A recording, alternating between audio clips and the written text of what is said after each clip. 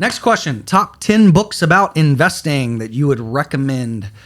I know, Trav, you did a whole video on your channel talking about those. Why don't we just do one or two real quickly, and then we got a ton of questions to go through. I mean, there's some great ones out there. It's hard to pick like one or two, but let me think about this for a second. I did the video. I probably need to do a refresh. I really like one of the old classics, like One Up on Wall Street by Peter Lynch, because I think it's one of the more accessible books about stock investing, particularly, and it explains some of the core concepts like valuation and PE multiples and things like that. But it also speaks to like a retail investor and talks about finding ideas in places and things like that. So I think it's a really accessible, good one.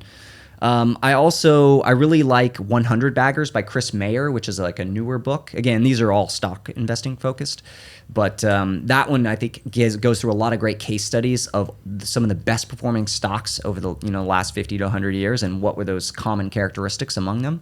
So I've spent a lot of time rereading through that one, and I like both of those. I like Market Wizards, the interviews with traders, is a really good way to get like a broad exposure to different types of investing. You're like, whoa, like. You read like 12 different interviews from different professional investors, and you're like, this goes way deeper than I ever imagined when I first started looking at investing. I think that's another cool one. Awesome. Nick?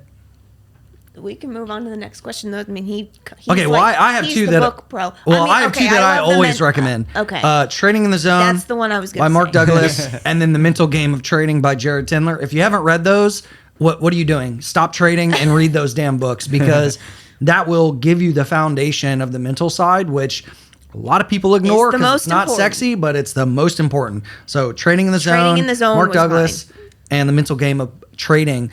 The old book was The Mental Game of Poker, and then Jared wrote a new one for The Mental Game of Trading. So read those. I want to do a video at some point of overrated investing books, because there's also... Here, I'll give you the category. You know what it is. Anything talking about strategy. Any book that's written on strategy or Wyckoff patterns or anything like that, you're not going to find an edge in those books. You might learn something. It'll make you feel smart, but it's not going to necessarily make you a profitable trader.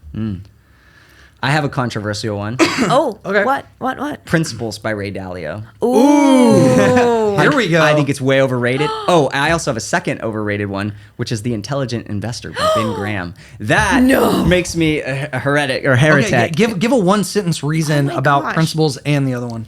When I listen to Ray Dalio speak, I just don't find any insights there. Maybe I would have if I was like 18 and new to investing. Yeah. He speaks very generally about the global economy and about like these principles that he used to start Bridgewater, the hedge fund.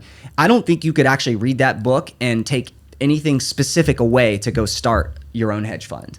Maybe it would give you some interesting things to think about. Like it sort of reminds me of like management books in business. It's like, well, you could use this general principle of challenge everyone at the meeting table, challenge investment ideas. What does that mean, challenge investment ideas? How do you translate that into investment process, right? So